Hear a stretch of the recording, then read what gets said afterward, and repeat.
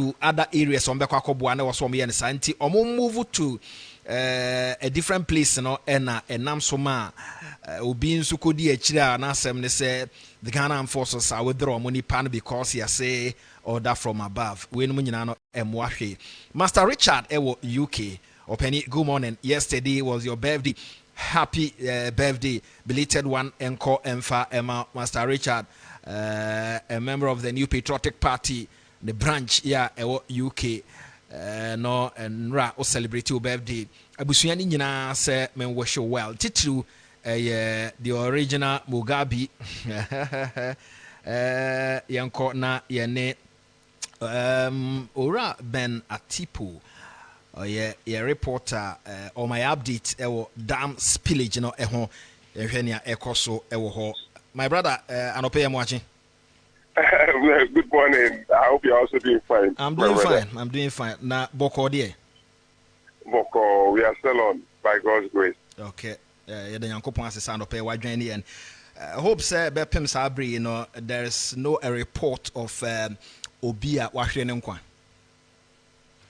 Yes, we are grateful to God that so far there has not been any disaster in terms of somebody dying or anything of that sort. But then, let me say that the spillage is still ongoing. The water levels are still the same. In some cases, they rise in the night. Then later in the afternoon, they recede a little bit. But I must say that there's a coordinated effort going on between the traditional rulers, the MPs of the various constituencies, the Ghana Health Service, the Navy. They are all coordinating to get relief items to the various camps that have been put up for victims that are being housed in those camps. So donations have been coming from, the VRA, and that has voted 20 million for relief services, and the Catholic Church, the EP Church, the Zoom Lion will be presenting a lot of items today. As other NGOs, organizations have been coming to donate various items to the victims. And so currently that is what is going on. The prayer of the victims is that the water will recede so that they can have their homes back perhaps and also have their livelihoods back again. So currently that is the situation. It's still bizarre. Some roads are being cut off when you go to the lower side of the region, that is Keta and raw areas were there yesterday. Some communities have still been inundated with water, and so roads are being cut off as we speak now.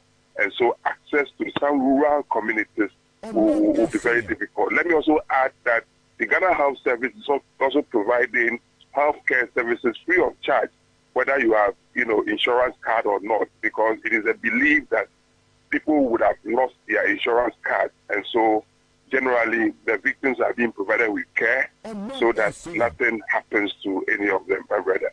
How many of the towns have you been to, and can you confirm to us that the Ghana forces they are still on the ground working for the people?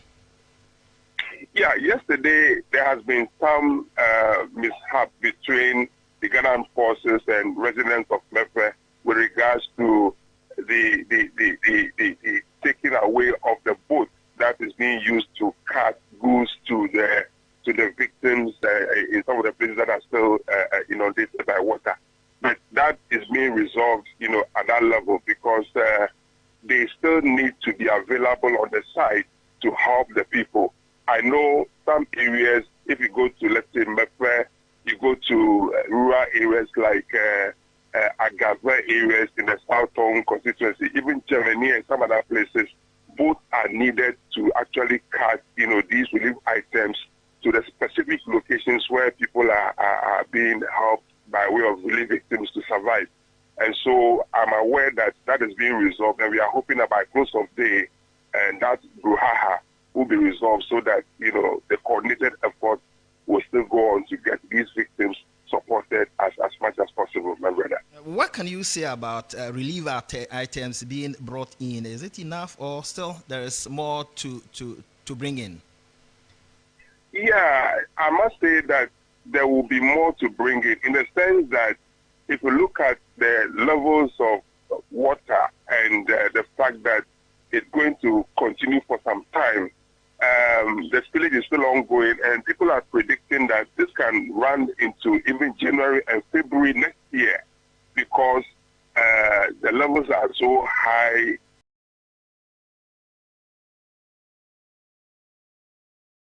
The inundation of the communities is so devastating. So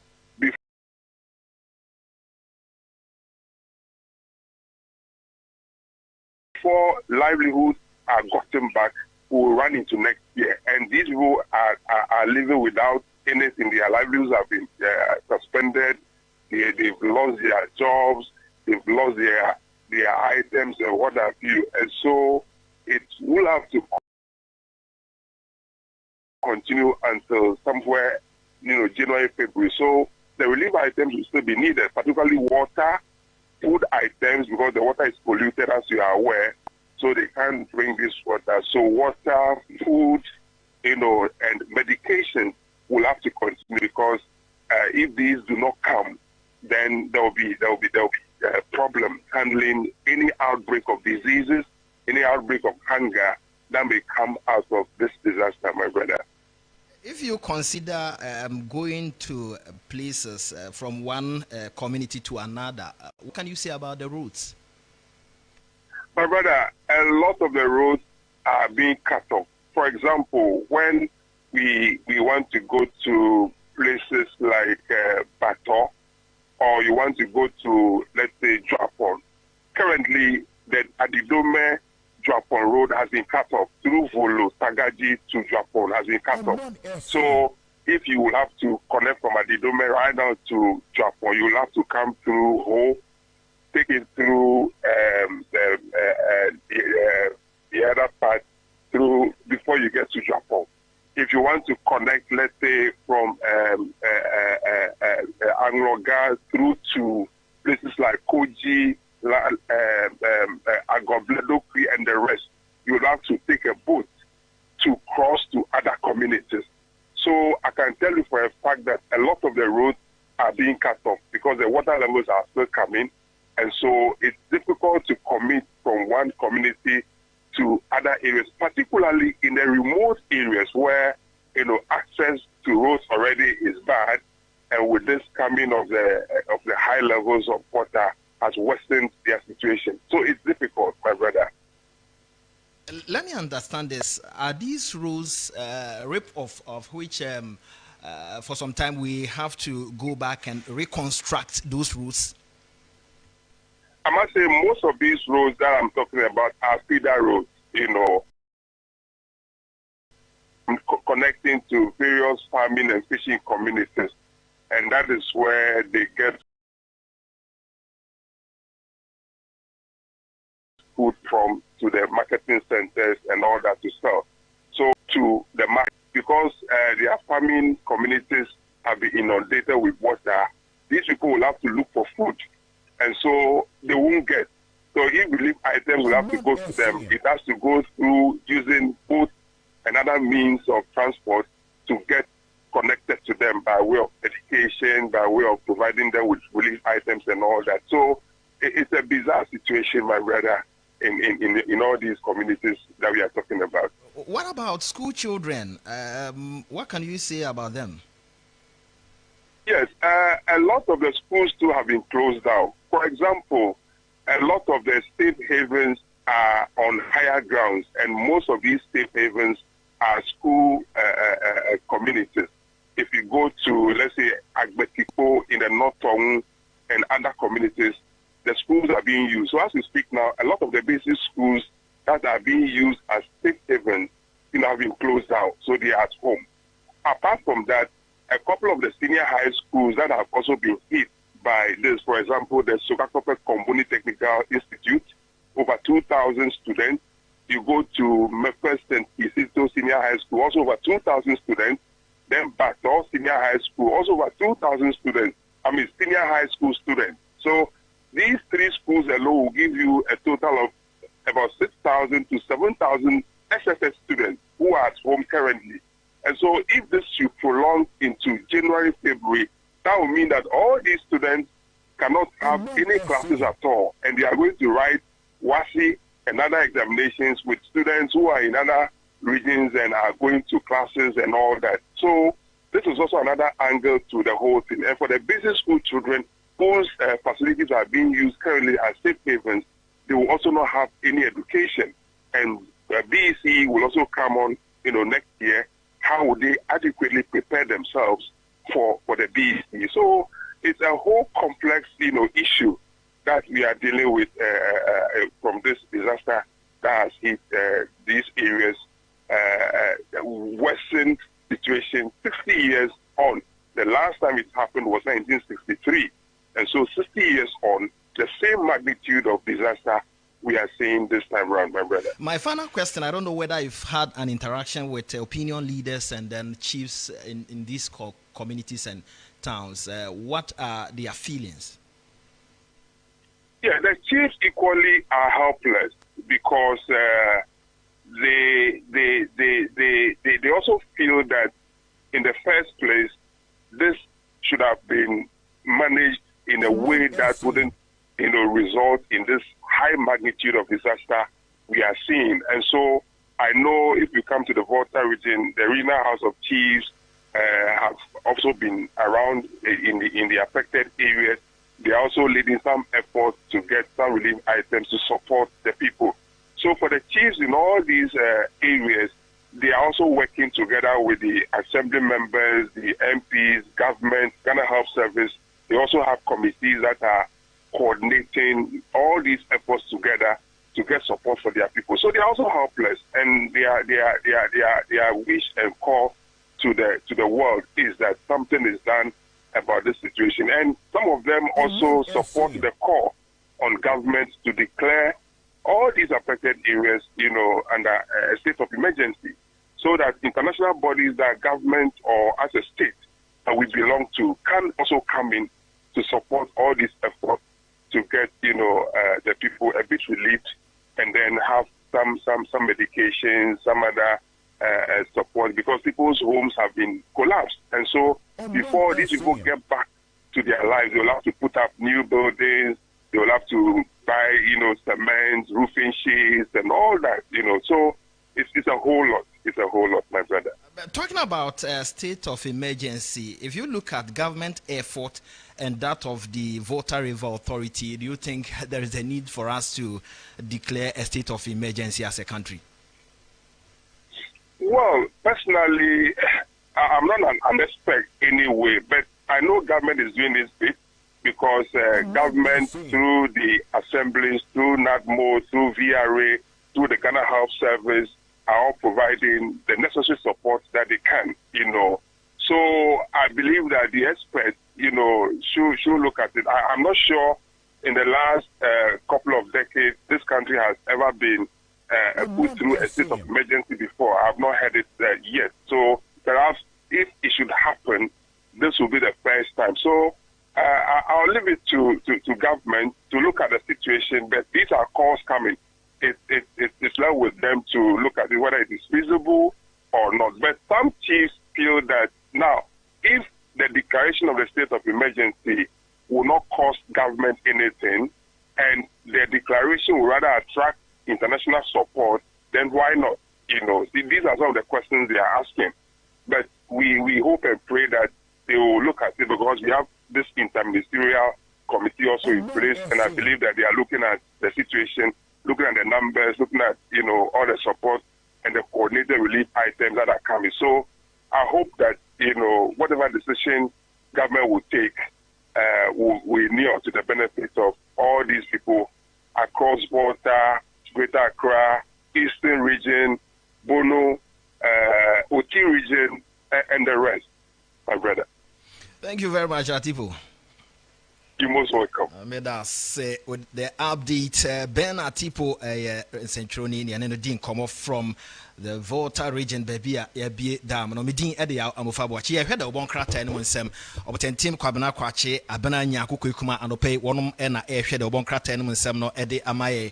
Ye Casaya, report a freak of Rubia, a baniture, in few kitty pana, eto, hona, and Ranso said, ye can, in so not to Tom, ya ebebre, and ne, and they were china ohwe update na ye won kran ha na afi ye won poano no se bibia ansesa ensuo ebetumi aba ene wo china ye won poano enkran ha secondary takra the Cape Coast nsuo no ene ewo form make say ye no koforidua kitikiti pa ewo ho omani naso ene nsuo no atiegu prekope ohwe nso a eburi ene wono ma ewakua pem south asaman kese ne potem nyina no nsuo no ahyehye a se bibia ansesa ene na de chie no nsuo ewo ho pa wono ma ewo up north tamale ene potem de awia no aman ho so upper east upper west nyina nsuo no eni form but yen a yewo miaya hodo a kwaye ne mepo wo no yebetumi expect se nsuo ebetumi abaya no wakai se eba phones a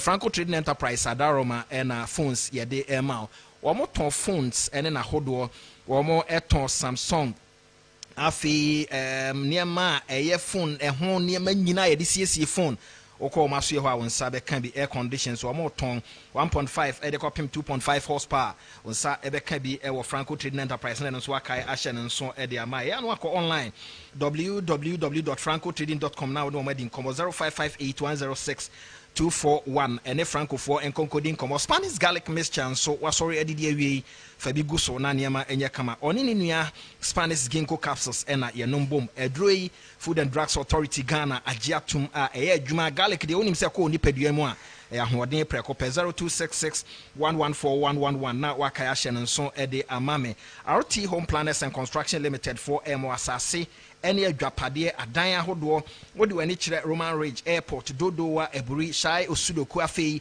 oyibi oyarefa ede importem won mo adan ne ensase wo ho aye ton fofofo ya fre 0244692857 0244692857 one main office no ewa Denta main station okoha wonsa ebeka wo monafi bibia tumi aye kama ede amount Dominion herbal powder de tea ahomache 5 30 wo be kono ano ayo tea kama na eye adwuma onom wi a 30 minutes echi na wadidi anwumre nso kwa akoda no anom bia ma woda kama 0543 158195 0543158195 your friend Dominion herbal powder pebi tohwe na sohwe wa obedi ho adanse wonom a ema efie ho aye kama na nkane anonso aye kama eye City Light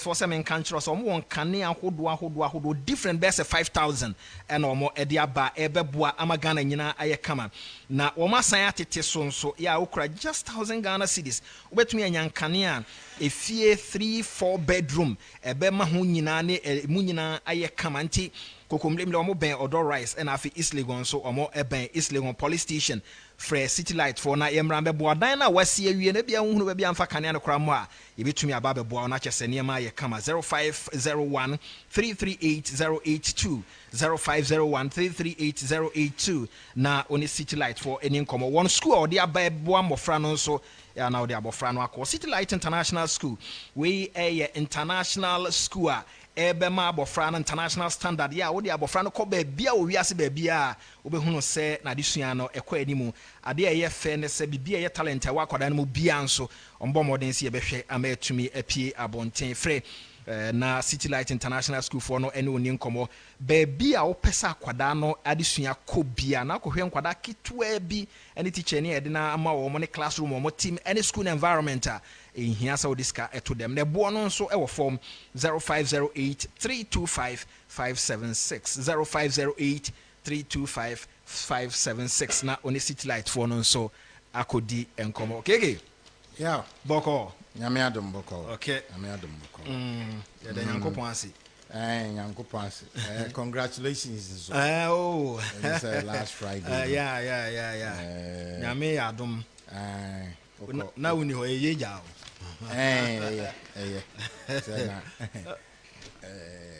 but I me monitor bi okay say last week ni dey say amam for a show academic credentials pa law started with the law school one will be sending say hey and just say weekend DDM say we need lawyer bi o fie and I say we busu ni bi nye lawyer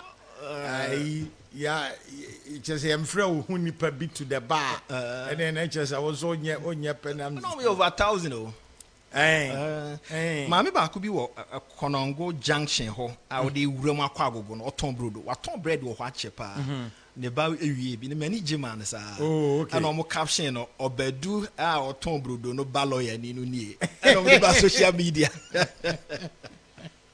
yege brodo no aton no sa de ahwe ne mani omo ye boys 3 o ya de pa ya obeye enya agro obeye yes etoda sa na bitia obi ye teacher ne yonko nso ye teacher omo nyina age same salary omo nyina wo under same working conditions ba ko be na adwen se on de ontimi mfa ne ba enko school obi nso ba hwe ne ma nyina menim obi a wadi head teacher sa ne ma 6 wamfa ba ko kranko secondary school wamfa ba ko kranko wamfa ba ko kranko one na mo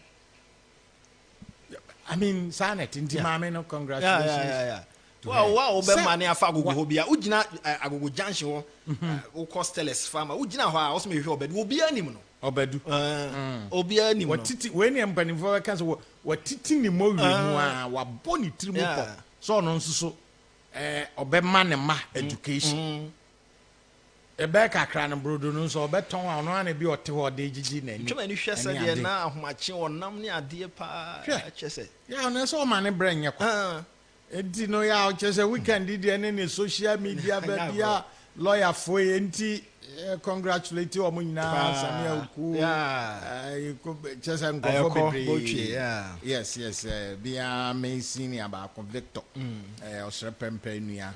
Extra ba ko no de na lawyer dey ode jiji wani and the posh be on so or they because for insurance e wo legon ba 92 no school of admitted ya or insurance to we why juma woni since ya be 93 ho why juma insurance companies e chire no at in a private firm or mobile with claims near the no anka menim say wo insurance will be claim one ubet me akobi wa mo no wadi wanim ama ye wo bra wo kaprekra anim ono no wi a ne charges ne bibia no obegia free insurance company no I see sanity ye na fe me hu ya and the portion so na gravity why lawyer you this week academic credentials there na microphone him it was so new MABC prekase ba eni jide ho tu keke edin so influence o papa prekase se bi ne ho jibi bia see campus oh with the breakers e ma me ne papa ba o mo hwe ne sa e di we free na mo ko to no I don't let to no say out service there you papa o ye babunu na ubetumi aye niam ubetumi aboa nkrofo wo niam bebre mu ya enye sika dabi but ni nyina wudi suade just one moso breakers ya bi abre adwuma sisi a yes obe watu ho ache na o ya ade sa ya enti mpanimfo se sakra horo ne ehu ne sa horo ne mpanimfo didi enti em sa mo aye but UPS nso ya memo mo abaso the current management of the school ya omo ye very very creative say ya MBA there ya ye bida o dey say ya ye bida we am call him to me say institution now especially distant one no distant one no ultimate who say ya sika pe complete no mo pe and then you move lectures no kwa obi a oye weekend there near frewa nyumre obe chesa niam basa but o share or the saying UPSC yes provides yes Professor Mauto and any team Kelan Dr. I mean these are creative people or more eshe and niema trend echo so for industry specific Dr. Na one what they assume kaka is on the head department no marketing okay OMAN their film kakra. Okay. Okay. And Dr. Kilan, no, I'm say School of Business, but yeah, Dr. Boadi, yes. Lectures. Look, academic idea, yeah. My catch was a story free department. The next, me free department Friday and the next day, Namiti radio. So yeah. A program. Okay. So that is it was complete transition. Very much called you man so na eja nana no de mo enchi. Debi. Antino. Director of Ghana. Yeah, and so transition na bantam just the free lawyer na ya opon. Now they are back. Then now actually the any said they make an Oman no koya you say we need just how they obi angra yan call obi into the bar of fear and just how they unim the echo na akra mo acha no pay. You saw me, what to say? Yeah, who announced why? I'm not dumb. Shy. That's no pay na baby din komo kakra de afa na wotwe awie one more abefa mo nsem ya wo ababonten se lawyers na yedi kan adwumadie no ekose na mo hwehwe no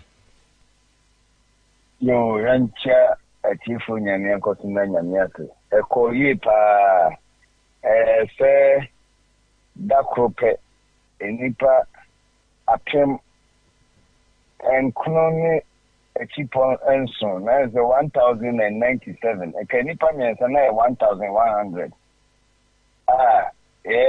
ye frɛ omo to mo me ya lawyer for te obi ampo di nipa mienu mpo di na ti a ebro 3000 ebo mpemiensa na me ahomache 5 na me di ka ko ho ni be ni betutu ni ama akechire ni na o hwe buses a eba obi o wa bus ba ko nipa be 30 na di fini kuro mu ba beja no kwan na conference center hoye ehobo se twi ahomache no mpo na nipa nsi amana card so fa me nipa mienu pe nti bibia ko pepe pese ni anyame hwehwe no ese nipa no be doso enso bi akiri no nyame adom ti bibi boni da ensi enti e bi asida na eme nyame sabi kana for yesu si ehia lawyer for enti na ese anamontuo e famara kwanso anamontuo e de lawyer omonwo ahonidie rinki quality omonim die ne nsano adwuma omasua no kosuru ye pa edeba na de nyintum se ade ne dɔɔso a ne tese honte ana se na adwuma ye ne kɔfom baabi ɛna de to iPhone for yi ho ometimi ay phone millions eko billion enso nkɔfo de bi pɛgya no bi pɛgya da quality ne high enti no na de si ani so nyame adom ne mpanifo a ayesho mbase so ehumo bro ne ade nipa ni bi wo ha 2012 2013 ibi aka ne 1 mark per wa bra nyame adom company fa kuma ma omo so eje nsem na e kan ni bi tumu ma omo safo no na mra kwa so senia panifo tumi ni etimi a munya be ya lawyer for na ebisi na lawyer for bebrebe iduma be no mo koye sabi se uko district uko region na ubusemi a lawyer come deal mo ajaji from pokra na yibi hia mo makoye ajaji for adwuma na yenya bi enti bepimu nei o record na ajaji for bebre mo me ya lawyer for semi nke peno no efi se eni padodo no enti min konkushem esa se bi officer district court de na ekokura se enti ni nyina se enyama ufa legal aid omo di abai institution de ti o se the do here ni ankwankre 4k lawyer for the omasema ma omo abai no ankasa siseko no omo ye che ankwankro no awo nyina omo hia a lawyer for nyina chi no lawyer dwuma no to one set a juma. Tell me, you may be a cassie a frail no. It's a friend a call. Your frail to send me and I'm afraid I suffer near before. A vocation, a to one set juma, say, Namia dom now, yeno, for soca craba. Now, what the Yamias were. If you want this idea, then send me the diano and taking me the okwa, and also Kosa and Kay. And Kraya, and a need to say, a lawyer for Bobu. Okwa, and yet, the population is saying about 32 million. And so, they're saying, if she last year, May, ever Tim Sabri, and as I mean, 2022. Yeah, no, but Prince Sabri, they are for about 2,000 Abacao. Nanka and Catam, see Saba. And Ponipo Di Kani being say, lawyer for Memo Ghana, 1877. No, we didn't pay me, sir.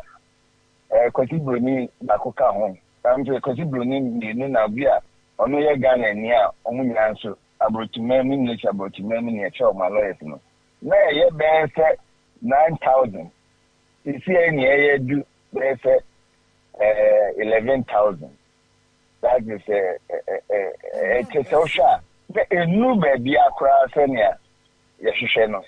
As you don't need him, Yamin, we are Subina, Nesso, and near Jumae. I just said, yeah, why I say, over start here after I bring them. Babra, I think I'll tobo, Uyabuni, but Tobonia showed the washer from Kakra, Nanka, Baba Baye. Lawyer name mapa and you shall say to me this a lawyer chambers naji being quadia and the overcastle near the mine. That's when I'm read the film and me send do message so miss me I'm Tom Brudo. On no action as I told you and no the share. Yeah, no bonabasso. A bonabasso. A bonabasso pa on my idea. Now a baby a tremor and come over here say be more facilities mode absorb lawyers no form wo hwe number ya e ba abontin ya na wo de toto san komo no ya na cost wo no e ho a mo share na mo feeling crofo David amofa tanya busa for betro entrance exam 19 me kai no we are the nipa be say e ko 3,000 2,800 plus na ko tro so no omu nyina pass ya ye wo ba bia de be ma o and as you be and pass and then chese ye de ababi atwa MPC bi mo betra aba law school na bi kra ela law school na nya kwakola nko a o mfe ni tinu o makola na so law school no ya free ewo UPS nko a di ni pa be 600 ni eche ye will be o gimpa ukoye law no now we now your entrance exam now pass here. Opa over time power no ye makola de no send your friend no. Oh UPS now we now prefa kasa na e dan kase o wa ya gya. Obeki ya twa wa atwa so akọ aye professional law na in fact you can say makola de no.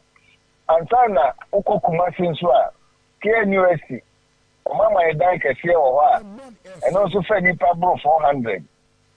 No so enti say obikas in fact they do really cry na nipa no ebo so no e dey so call Legon e dey ona friend dan no ho akatia no na ebro yeso kakra e na ma fi o na so say ba putu say ye pese sa akọji ho ba bia e ba akọji and amofa na kasi so say ya get law school ho no me by 2022 next school of only the nipa benson o ma trust or no bro emprensia afi o mo tro le ka ho emprenson and so afi nipa be 6 no e mo mi anta pe me pass e me wa kwanya bi anke emfa mo aye ho ana se akonya bi o ho e pese bi mu wram ni bi mu wram a penifo agaji from penifo kro mo ti konya kese no so mo na kire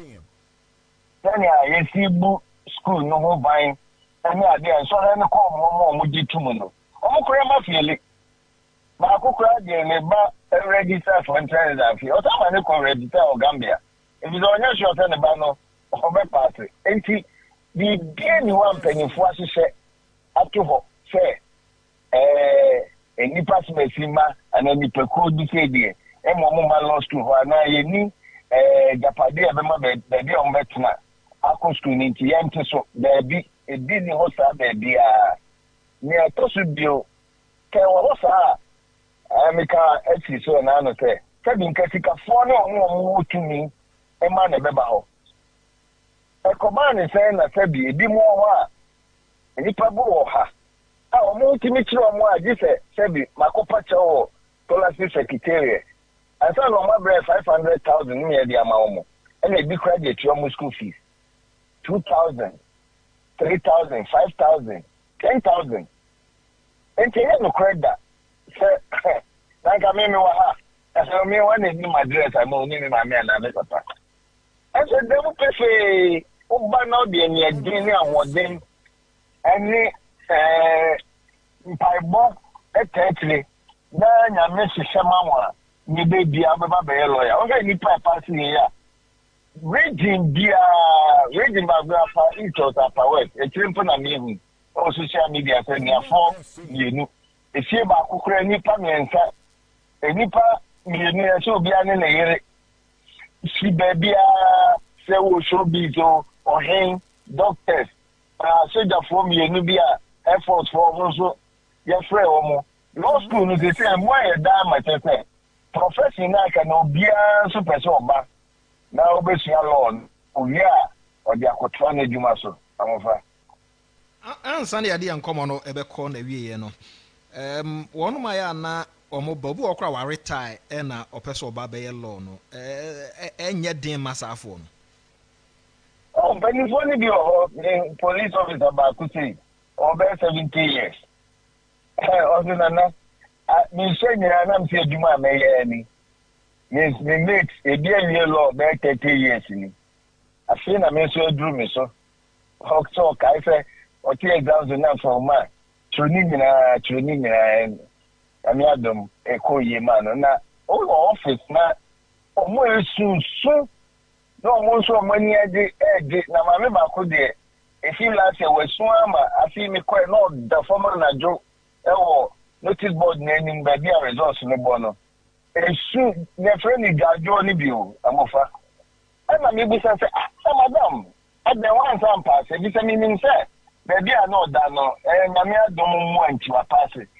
And I'm officer, so Nana, director, and it's our pass in. I'm saying, oh, mammy, ain't you pass your usu? Who feelings are usu? No, so I should have my theaters and you get for buy with me crying many. Or being I don't know, it's ordinary no usu. Ain't it, near my son, a Kawakuma.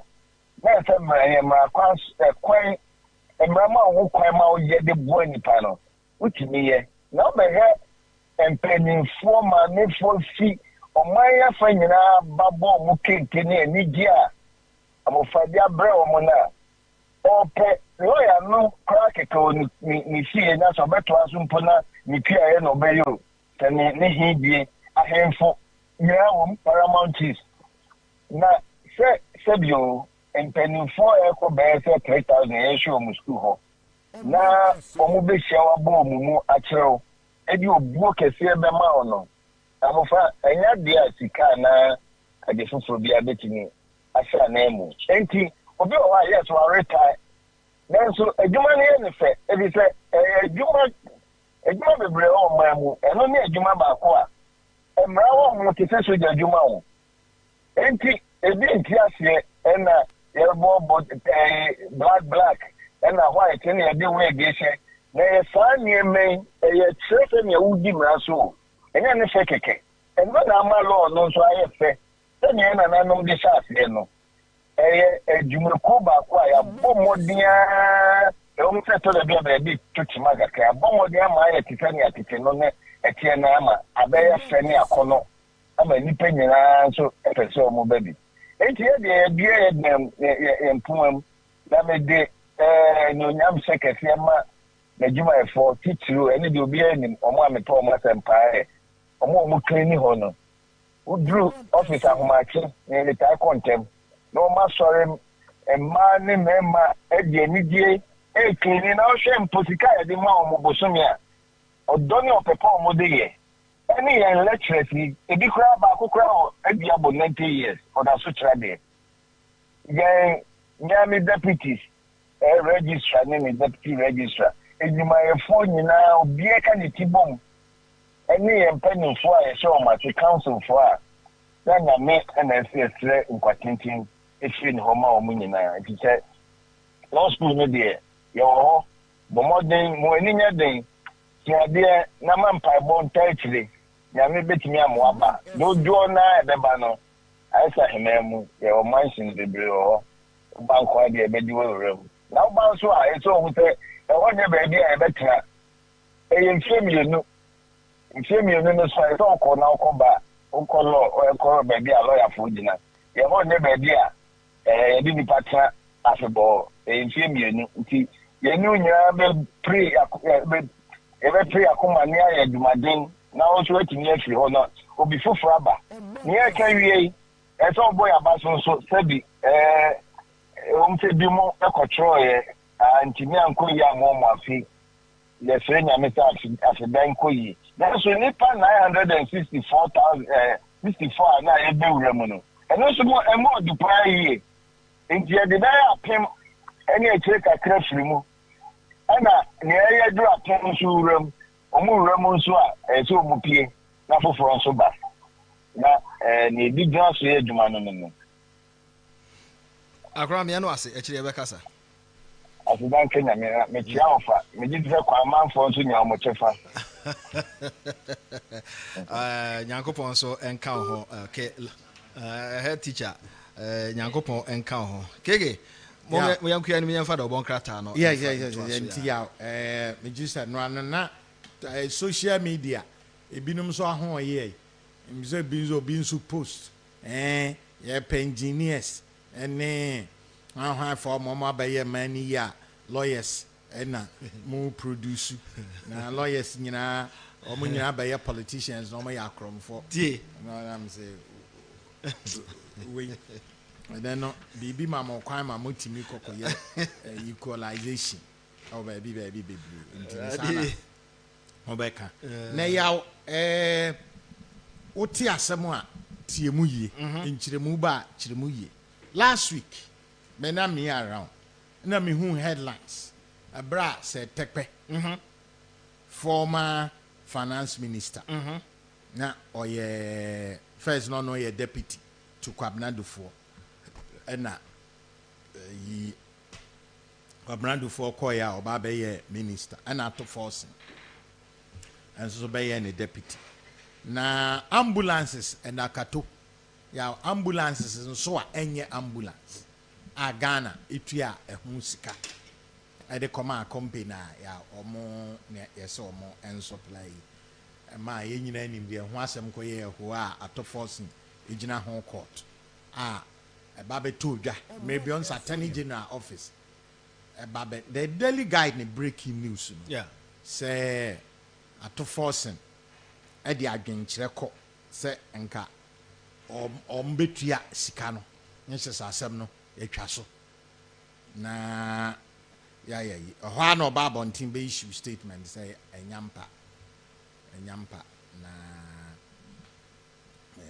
ono omfa adwenkyere bia nkɔ say opesu otua sika no me etwa asem no so and Attorney General omo eguso in fact I think say the week before no cry no eba be to dwa say hey ampa say atoforsen ana say enipa bi e wo ne nkyɛ ya ɔmode proposal no aba say enka ɔmpe say etu eska no ɔmo ba bi tu eska no ema etwa so ya anaja ye die wom yɛnti kutam yɛnti jame last week asɛm no call court hey I'm a Friday na Thursday we headlines are say tekpe akɔ court akɔ kase ono an authorize ato forcing say ontua sika any headlines na basa headlines basa and I say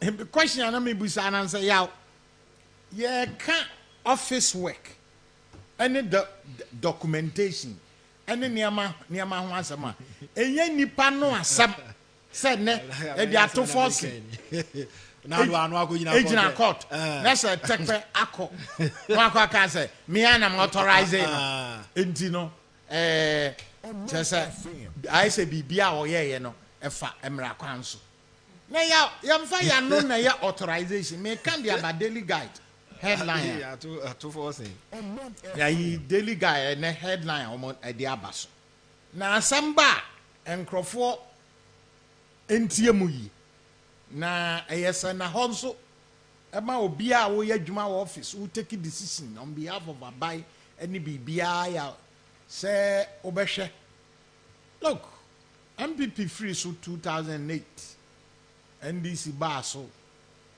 omo first attorney general Betty Moldy Drus you shall jail them okay papa Nsa mo kekan bebre na owura kwadwo pianim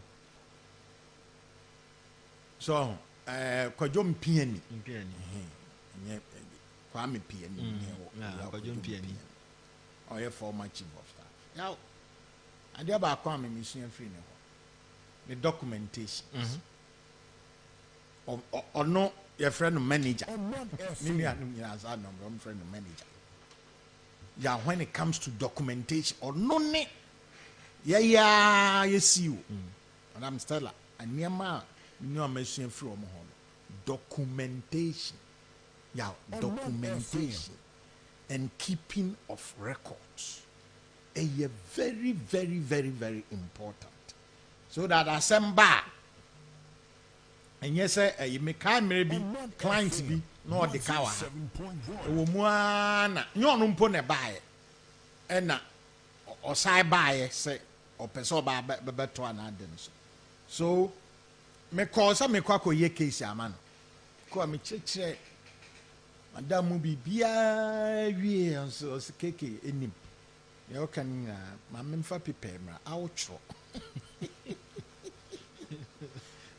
o de bi na sign ni duro a chro na sign bibia kana outro and I did it client no actually first no be na baba ye man but actually obey one of your biggest client no or spending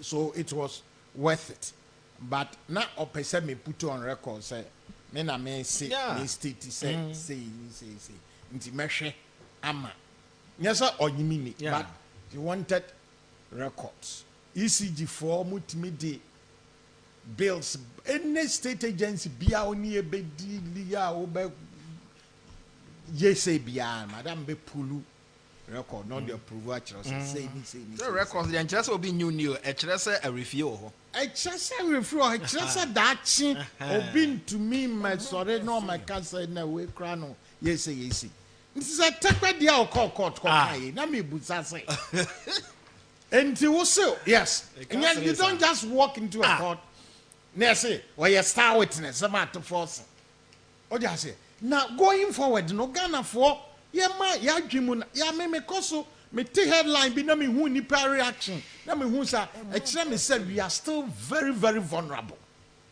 na still enipa bi enim dia wo form wo niema bi mu nso mo ano den enti hwe nege daily guideline 2.37 million euros for ambulance was an error and the amejiri say court ho na o kan na the next day na your headline say take person unauthorized no now of course if you are dealing with a competent person like the attorney general that we have and answer a rep biana ya what do wagina da kam ya babu so asam ya batoto ano ya be cross examination and ho na news no be free aba so now this is the news Sadaka no a enti no omo headlines ni nyina na I was really surprised. Let me say say a society a woman and nemrem krano obi betumi decide say headlines we near the nyina aba nti omo ya no omo coordinating headlines see I can't show ya there are some cases almost start here ebi wo ha me kan me ba so na actually because some dey bi wo pa Mr. Tekwe no original that kind of so ni ana me catch at to force and say on transfer me na authorizing and have questions no start here say eba you flew eba no so cross examination yeah na authorizing you try you na go them so na authorizing yes go jina court to say me na be kan say onye nti no na be jina be di ho adanse so we dey adanse krumu ana anyway just second paragraph I say apart from this admission the first admission then they say former minister of finance has admitted that payment for the defective ambulances for which his then deputy Dr. Kezato Forsen is standing trial was made in error. Say Tekwe baby oko kan na adechi amode headline bebregum say unauthorized or not authorized no. You start to see the questions happen no. Also na yam from so. Yeah, see the bechichire wa ma ho aba mu no nti wo be pe baby afa. Enyam from so say the second paragraph na no. Also apart from this admission, Mr. Tekwe was not able to point to any document specifically authored by him authorizing Dr. Forsen to write to the controller and accountant. And you know, court today, you the evidence. And na echo. And you go court now say, oh, me na me minister. Me na me minister. Me na me authorizing no. And if a document I would authorizing no bra. Now I thought that oh yeah subordinate uno obi adwuma no afafo no afraw you say catch no say on follow procedure on trema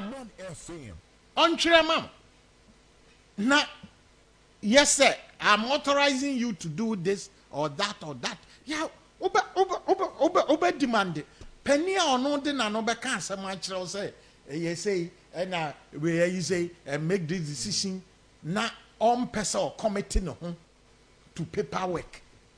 Madam can say paperwork. Yeah, I don't know. So, obi adwuma wo you and in certain positions. Yeah. What do I say? Yeah, but paperwork. Na gege say ya no krasa say Tekwe na authorizing no. Na be here say Tekwe be call so kwakoka. It's all about documents. You just have to prove that. Wait, me who's wa call na am so boa. O go there o. Ready. Yo. Na media me who headlines nam say na dia send me and you wo kono na document na wo dey authorizing no and na crowd now they call and dia mo go through last week said Tekwe's appearance in Wanya it was a waste of everybody's time playing to the gallery na mo nso so ye dey unwholesome niama efidi mu no mo aba mo anim no mo so gum say am sa Ghana for that so ye mobo ya da so ye mobo pa oh yeah okay but now ya okay daily guide page 3 because a can he is also admitted that the Bank of Ghana should not have proceeded to establish the letters of credit for payment for the ambulances until the loan agreement specified in the contract had been signed. That's the way. Entimpo and Crawford's almost war and Crawford's almost war Bank of Ghana. Almost so active. There was a got too much new. Or say letters of credit. Nine Sasan come away. That be and to say. Wako too much in it. Ama come out with your corner. No, too much. I attend again and a pimpim no question. I know so I got Yatumuno. I attend again and a pimpim the questions. Anna, he necessarily admitted. Did I make us a miracle or did a call that to force in there when it look? Any party drew a brabomua. Cannot crack a crack. I don't know, you know, you created the impression, so would meanwhile, no. a private company. See yeti hay. Abranda no one find news. Private company. Actually, at the Attorney General office say, Sikana yetra to forcing mna hono. Person babitia. Person babitia Kenya. Ni case. Enna Attorney General catch private entity. Ni say wono unya party in the case. Entity ya will link a woman. Uno free baby abase ato force ya mo try no ma ba me pese me ba betua sika no na ye twa asem no so state ni se fine ye ba gi sika no but ato force na nkasa nso ne lawyers ni ade omo nchiromra say wona you are acting on their behalf na ya but you have no option. I'm so atroko. Ato force din a ade we. O da se. Ya me dia. On tronko. Na o man nsanke ska no. Just say ebeyes atofo ato ato esien dey bi. You've been convicted. But you can escape prison and as a baby based on the fact say udi nsusu aba say what you scam. But the criminal ayina ebeda wo so no dey. Ne ha na nya nti no wobre. Na gege na anu dia wuyi free wa enya ye am say ngunu ho no anu akonwa na abo no nso yi ope minority leader so no ope ango chrongo o dia say nti dia ye na say ya all of a sudden you seem to have found a savior in the person of Setekpe onu so duru ho no Governor Damenom nya bayra brewajo ababe kan say mi ana ma authorize no so why all the headlines? Oh no, authorizer or the they are not authorizer. Office way. Abem. We see. Ntia obi a woni ni dealia on paperwork so the be committee no. No person dia no asem ne koye we woni say nipa no ya woni ne ya hwe ni ye papa. Hwe ni ye papa.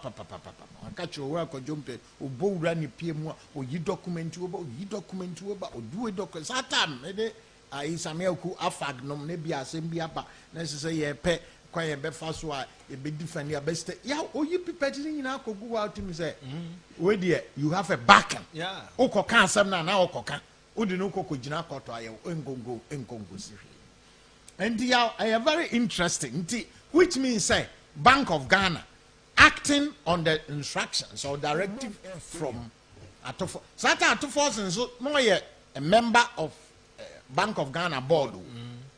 A board member. No trako momo omonya letters of credit. Yeah, me a letters of credit. Yeah, the ana say take person satam no ne loan no cry approve. The one na di mirika. Pentama ejuri bi edi. Yes. Mr. Tekpe also admitted while under cross-examination by the Attorney General, by the Attorney General Godfrey Yeboadame, that no contract had been signed per the engagement of the delivery of the ambulances before Dr. Forson wrote the letter requesting the establishment of the letters of credit.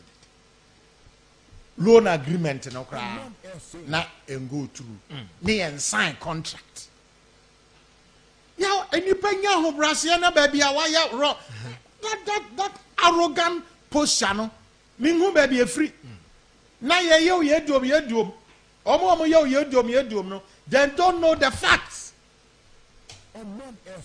No be yodom zano e da na ye bebu asem na de abanka ba e begu nsa no a wo de eye we no ya no bi atwe no ho kwa kire o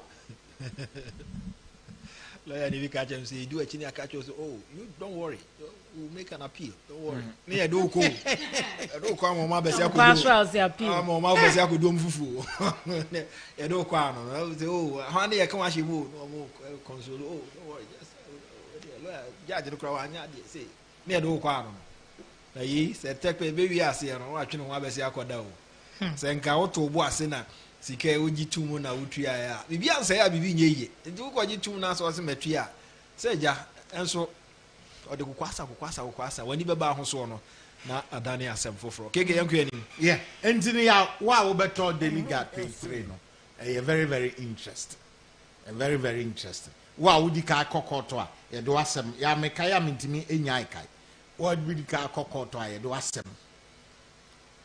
obema ye the headline the atwist no there is another case I remember so ansana sorry about last week in so another case under probe or under investigation after the binim so try some bed twist as no the alpha baby any other but menko daily guide still page 3 stop insult attack MPP wants aspirant na National Council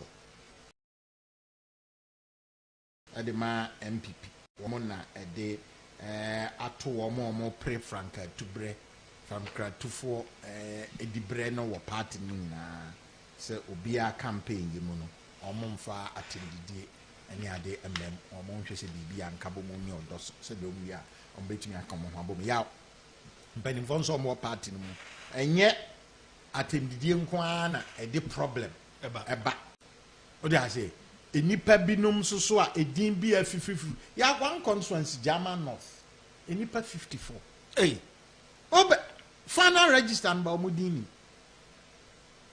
na obi ya party polling state dan me kan kire wo go anso obi almost why there yeah very yeah limited registration exercise and on no polling station one hour no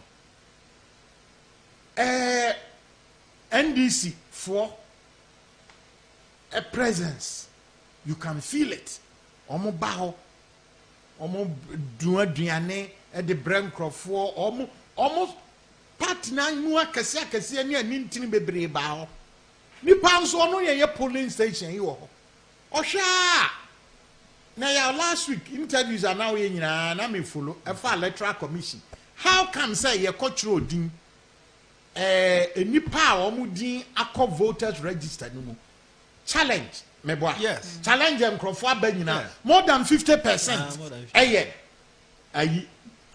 chese nipa no kro mo atro din no more than 50% ayi enkrofo de guarantor system my god ya we ti Ghana hai final ope sim card e dey registered in one mobile phone here sim card any atwam because when you Ghana card obi are registered obi ada sukra ni mobile phone obi ada su ekura ne chip because our pay Ghana card e dey call register ya meboa pepe obi Argentina and this time about to enye they are going to have a continuous registration enti EC office no ye bie wo ho o pesa onya Ghana ID card obako na NDC fo a omo high bus e de bus nkrofo e mo omo 50 cedis e de omo ko baabi a ye churo din no e mo omo ko churo din no omo ntimi nhye the same nkrofo nkran enfo omo nko district office e mo omo nko je omo Ghana card no omo fa nko ye continuous registration no bi ya ba omo atwen na ya bie kwan no say ye registration and omo akopɛ nkrofo akɔtena as contractors and de omo ye as guarantors meboa enti nipa more than 400,000 ye the guarantor system omo bypass Ghana card na yo ehu yo momo yehwe niam biye guarantor system until you are now coming back to my case you know obi your polling station executive and what tikpo and one who said guarantor system no mo di yi so ya the bomb people suliasa and on far phone and one afraid Greater Accra secretary say papa mpaucho me kasa asemu achiro don't take it as me kanokre ye wa investigation na ye polling station ha no say ni na ekos and original secretary ni ka kire nso ye ne nam temampotem ho ya hye da ye de beko or say constituency bia na ene no ye mamo ho no se me nka say ne mba mo ho but wo nkrofo a mo check say asemi a me ka kire we enokra na anye nokre Sena regional secretary, no say regional deputy secretary. Ya wa record nipa na party ba no Oman information wa record no audio. Na or the audio no ama constituency mpanimfo no. Ne sense o perceive nipa no say or support to nipa smesi. Ya kwa no more issue letter so ma suspended. Oh, audio no. Yes, now I record wa kodi atro e de akire regional executive. Without coming there to come and verify. You can say no who say cause of polling station. Na on castle report ya ese no nim. But mom finding means. Na mom finding out asem no ka no obo ana say no kre. Asem o kan ya ni. Na wo regional executive what record no. Now the voice no akoma constituency executive. Now they didn't even call him before discipline committee before Bibia. Say Oman suspended. Just say abaye babeto no on to be. Yeah. Me can say I was asem no ho. Yes, I was asem no ho say or no or polling station and yeah evidence bebre. Say asem na no waka na nya no krenti no waka asem nya no krenti no. Say wakwa report wo. Asem no so ka no e no kre e wan ka say ya me de oka ya ne say omum be verify say asem no oka no. Da bi na ke say election na say BBC wo ba bia. Ye wo ba bi ba ko pe na wo say your report ko ana. Ye wo ba bi ba ko. Ono kra so de nya so akwa akoka ho. Wa ka kire mo say me ha na me hwe ame ya kire odin no.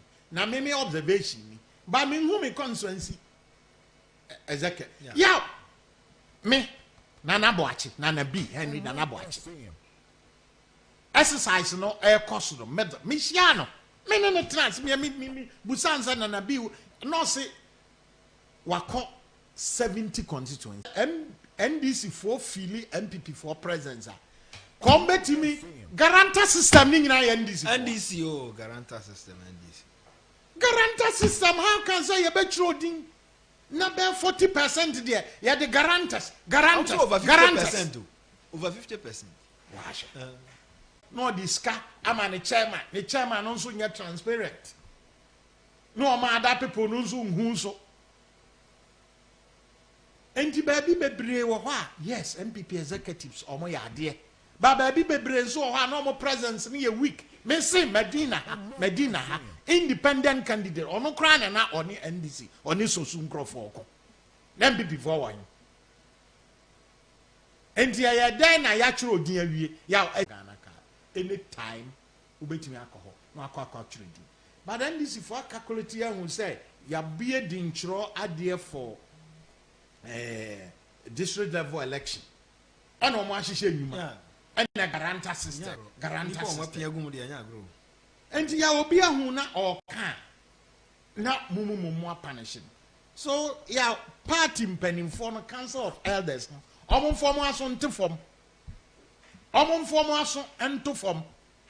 Na still nipa ba constituency be na aka wa say pon katamanso. Okay.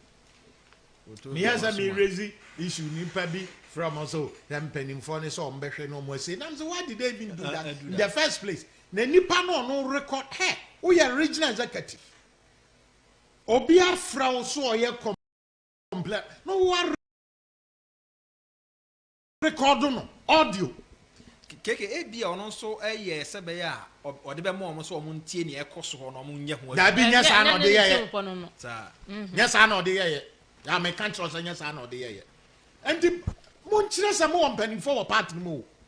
Munchire some penny for party mo. Because I'm fresh regional secretary now and the deputy now. Oh yes, you should investigate. Yeah, I'm me personally. I'll write to them. So I'm investigating. It cannot come because next time, oh yes, sir. Obi baba because private company there watch all letter. The age for money actually. Okay. No more share the be free more by is council the because ambulance no ya. E buy an ambulance no yen saka e kra.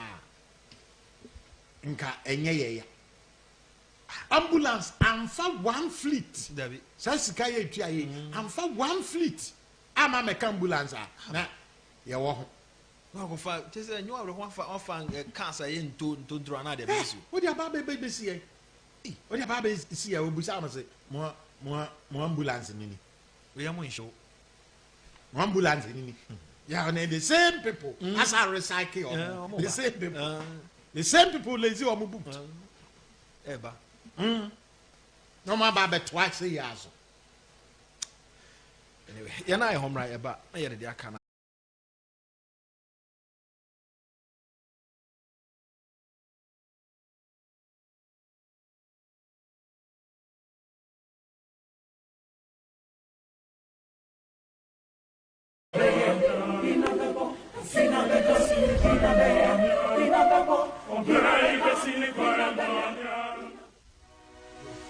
Listeners, here is a radiant update. Remember City Lights, West Africa's beacon of classy lightning for 4 decades? They are now illuminating paths in education. Welcome to City Lights International School, where the Montessori and Cambridge curriculums combine. Balance top-notch education for your child with your work in a secure state-of-the-art environment. Their day and adaptive boarding facilities are game changers. Plus, stay connected with a unique mobile app. Check in, call, or visit anytime. Seeking the best for your child's future? Explore more on www.citylightsinternational.edu.gh or connect on all social media platforms at City Lights School or ring them on 050-8325-571 or 050-8325-576. Your shining campus awaits at number 12 Afajato Street, Matayako, Accra. City Lights International School, where every child shines.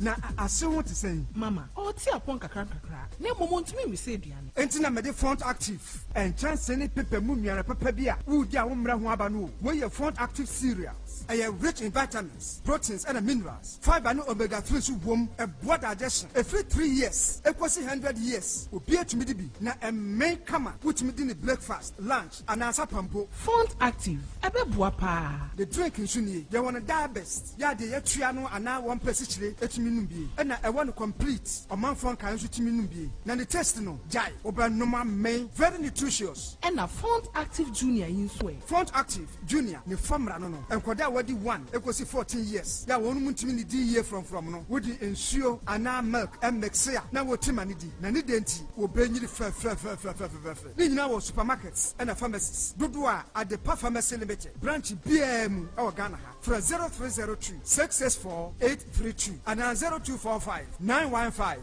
254 FDA aji ejede nkrate yato. Jack, you know my boss owns a fleet of commercial cars and he drives only brand new vehicles. Latest. Before he hired me, this is what he said. Krachi, my vehicles are my investment.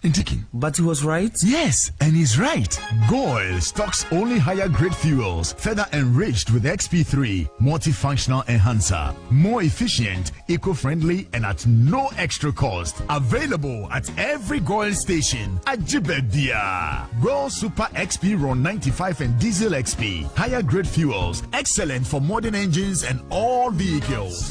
Goil, good energy. Yes, Bema, if you say we found rocker for draw Pakum capsules, we show him say Pakum. Amami male vitality have seen there. Now, or banso a day and a Genicure capsules. I am a Jim feature chromo yaw a frame so. Yes, my wife would dear Genicure, Ama why your best hima. Only how? Now, Mr. Journalist, how dear media Medfagen capsules. Medfagen capsules? A natural supplements for immune support and general well-being. And also free rock hair now. Rocker clinic for noa. Makonia bediamu nyinano. Medfagen edimu akwetene pa. Sentina na say we looking very young no. Enrodi nyina. I pay for ma wo money for nkwada we nfie du mienu nka ho. E merima we di nfie du ngwahwede kronkwa na timi no Pakum capsules. 024-888-5040 and 0244-183230. FDA aji ejede nkrate yato. Adepano no kofa bae. Wasan de 3CP papa ebeboa efie bia aba. Mese adepa de etwamu da. Wo de 3CP egu nsomu dware a ebo ho ban efi muamoa ho. Fa 3CP efren so huhuru wanu anopa bia. Na ma wo se ho ban. Wonu aduane na eja ana ensohye ehyewo a. Fa 3CP efren so fifa so. Eno ano no wo hyewu wi a. Fa 3CP efra enso fifa so. Na beboa obebre. 3CP ehye pimples, empompo, ekro na ekumkro ene mrimu ya wonso. 3CP so de enye na wo drugstores bia mu. Atufonko adepa pharmacy ene SGSSB ene hwani mu okanshi. Fre 0302 664 832. Kumasi adepa pharmacy e wadum ene Hello FM ene hwani mu. 3CP efie bia hia 3CP bambo. Hey, why fish some you would know? And many who say I can't want some. Who can't papa can see no baha, none in Nasa Tataya, or Casano didn't Sakatana. But we didn't say Papa. Matilda Mokanina, Spanish garlic mixture, and then the capsules at aroma, and I'm a pomodressa. Wow, why a nice Sankasa, Spanish garlic mixture, and then the capsule. A woman bought your dear for Sunday with the Pedianum. Now, a voice as a bro, I want to chew hypertension, a tick or restaurant, will be a charge of 10 temper. Gas is now with them, a macra, a mania moon of future crumina, a torch, will walk a water Vian, after and Hoyan. Anti as no Spanish Jinko capsules, Hana. Spanish Jinko, and no day in Nura, watch your free, Jinko Biloba, and soya oil moon, and my watch you must down. Martin says I anti-aging and a more good retentive memory. Antec Herbal Center for and then the pharmacist can make an herbal shop. A painful about more money for them with the infusion and come. FDA, Aji, ingredient crack. Cocoa dairy free coconut milk. Cocoa dairy free coconut milk. Yakube America or bois de dia bakube and a diaye. So would the good tea and our cocoa moa and wapo enti Emma no pediani yakra beshankasa. Calcium ni vitamin D2 are a woman. Emma will sing new ndo bemuyedin. Vitamin D12 nso boama wo moja no di efusane. Cocoa de eduaba na diaye. Na Vegetarian Society a wo UK ajia tumpefi. Cocoa dairy free coconut milk. Jibaku sesia. Etufon for telephone 027-444-0180. FDA ahwehwe sa ejwadie nkrato yimu ajatum seye. Cocoa dairy free coconut milk. Dominion herbal powder. Say you can Dominion herbal powder. Emma immune system and then kwabo wo ni pedum ni yet. Na the senti what edi ya resun kunimu a. Ehu adanse bi ni o. Adron the fine pa manum bi. Tina me di ho adanse no. Enya ye say me say Dominion herbal powder de. Ninia enya amanfo adanse nti. Na be kanfo. Ne aye wo mi ni pedum no. Eburo madwen ene menti ase so. Emma Dominion herbal powder. Empa wo hu de biara da. Asem no na da ho no. Dominion herbal powder. Enwanso anya wo su ohie wo tea cup mu. Now that take to ase biagumu. We chance ti anum. Wawie Angels Dominion Herbal Center won kokko ene diaba. Apemfo aba ton mo manufo. Ene nkwada woni fiedum ye de won ka ho. Dodo afre 054-315-8195. FDA agi edwadie nkratoa yi atuo.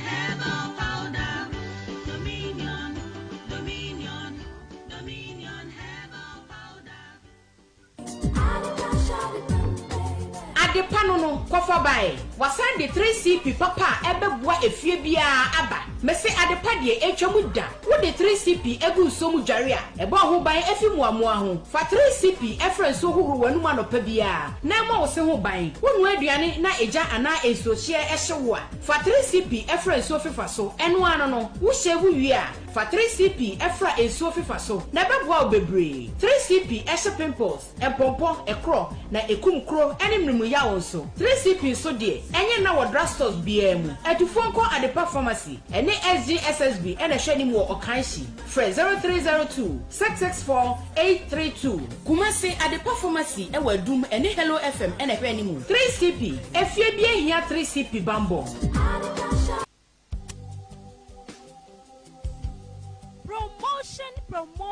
Promotion. Adie ba ko a atete ene say wo dan kaso na wo ni sika na wo fie wura etwewo onua yesne hwe nanso wonti na RT Home Planners and Construction Limited aba RT Home Planners and Construction Limited etwewa dan ene nsase ewo abokobi bomba waleshi dodowa pram kaswa ayikuma oyibi akatapo ena oyarefa mekire se bebi a wo pedan ene asase atonkra ha no artifo ewobi wato omboase ayenkratasem nyina kama enti se woton sase wo artifo ho a woni hawo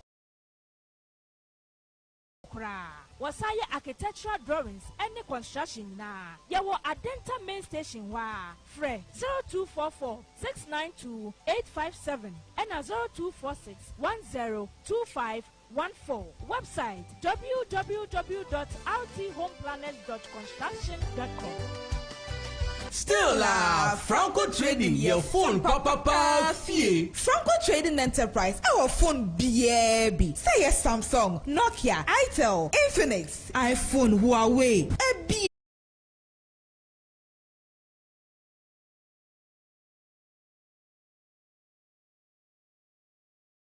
Bus stop no. Ne dinhwe animu. Branches no so bi wo Circle, Osu, Tema, Medina, Hacho, La Paz, Kasua, and Ghana for 99. Free 0555 939311. Wake up to a fresh morning. National Agenda, your #1 morning show. Ebusuafo na mo ase 107.1 Suni higher Oman FM, and Kwesi says this government has paid an enhanced book and research. Enipa beye baya ne bia no gusu because bibi nyansi baya yanfa bibi anto nchense atorenchem ya atorenchem nansan America, Morocco, baby Libya, baby akase a ensu yire asem krofo bebretu omodaya obi abie dambi David natural disasters dey timi si sanity eja hihye eba Canada, eba Australia, eba or they say Miami abebre ni ade ankofo adan ni ade bebre si ya na obi akwa akobi bibi Japan ensu yire eba ye enti natural say situation no aye calm kakra wo nti na wo so mu ye redeployment ekọ ba bi fufura o manfo ni hia sojafo no mo no ono obo ko je to abla kwase da yeyi asojafo ne de o mafiri ho na ban ne tan wo mo a atorenche mato wo mo nsem se bebre Ghana forces forced the Nkomo Tankasasa, but they were forced to come out. Na Omubabe deny ansem no. Oh, the assembly say wine nyenyi yemu. So okuja tawto we nye fia nto anu aban wam so da wona. But about security issues ni ade so a. E wom so person score political points there. But enso a for any toto niam bi o. Fani tutu niama bi. Fani tutu niama bi. Na torianchem de etimi to obia. Atorianchem betimi ato obia. Say before mampani beko ho no no no obeka say we leave items are binded bani ade wo ma anye swift na yenim say atorianchem si wo ba bia ehu aban na ho keka. Baby hin. Baby ehu aban na ho keka.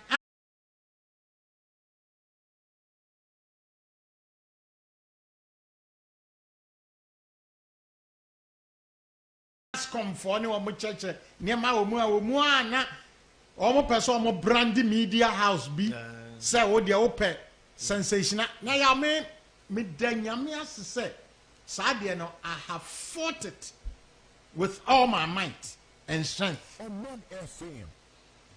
Say enipa bi fi say stations be a won there omo brofo no omo kanti no they can be irresponsible. Yes and ahoya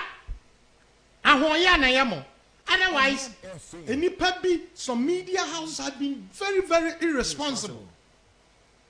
They've been very, very irresponsible. Ghana, Omoka Samden and to Tuanamu, Eba, Asam, take country bokro,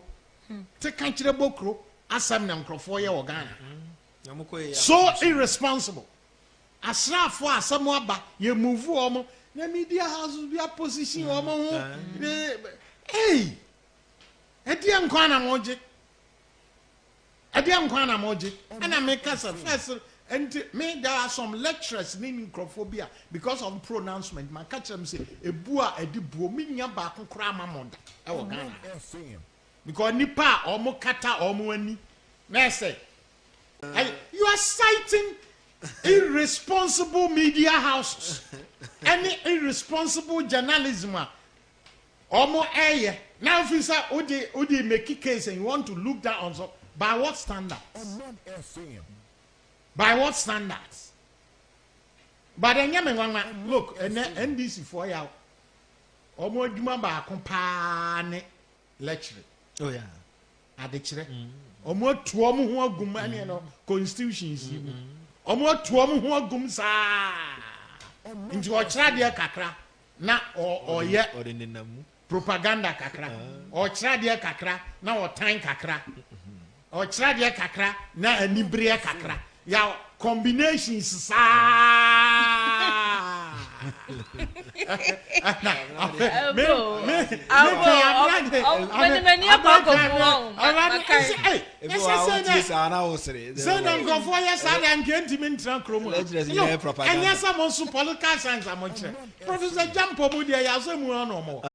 More operations no more yet here. Ufiti was here, you were more free. Your more you were more free or more way. Because of good. I see. Oh, yeah, Munyasa, and your come. And you're fine, and you're fine. Now, no, member, I'll be a cotton to crew a bear man. I'm a fan of the coffee. Why do you take them? Why do you take them for? I'm also so. Lecturers ne hanum so a monso mo adwen mu nyina ya mo kesren and tin tan kwa na wo mu tirim monso mo ninam.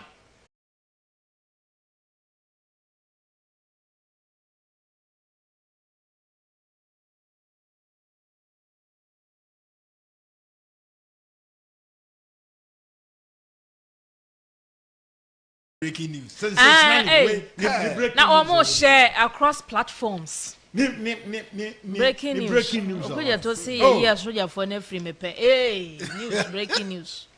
Otan. Munya de mpa wi anam afi. Otan hunu Ghana mfan ko he. Abna yanku yadim. Yo, Ghanaian Times mo no na no Omanfo ya wo mo fa ha ne he ya. Wo fire service papa no kasa na worker. Omo de 10 fire tenders na baaye. But a kwan a omo de be fa kura wura mu no na yere. Enti no shops no de bebre ya shepa anya gro. Ba ko bia na mehwe so ton watches na omo dwiridwiri from no mu yiyi watches. Oh. Omo fa na emobo ya. Rafi ano kire se eyese ya omonte ye kasa no na ohwe team di dia na ekoso na na do omde gu no so na MPP a na enkoyie kura na obisa no se nye ya na kura opebi ayo you declare state of emergency one thing no tetia I can confirm to you say as ranking no penifo bebre a omo foreigners omo ha omo are ready to come and help na see declare they will come and help na so bi ba bebo just so declare state of emergency and say na oni akro na ba bebo eno ade mi hu no a share life jacket say wo don so ni mo su ko no akoyi nkrofo say di omini woni na masase so a share life jacket okay aban ene ne mpanifo hia ye cabinet retreat e course no ena honorable Kodwo Ponkroma nura woni nsantwefo di mu nkomo ena o se 2024 ya ye ba be